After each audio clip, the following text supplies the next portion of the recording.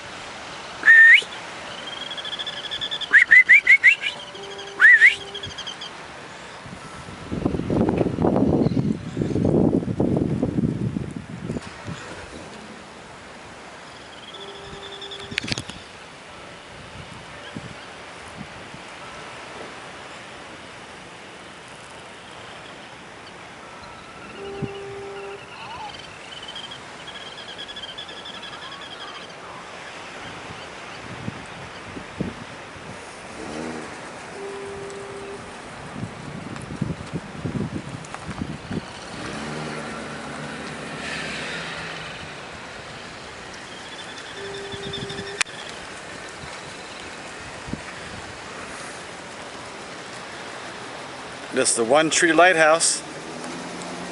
The light's not on yet because the sun's still up.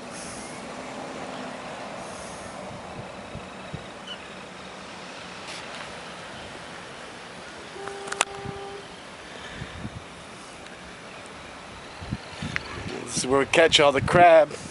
To catch black snapper and lingcod in those rocks, those jetties that go out about a mile or two. And then this is the pier that we catch all the crab on.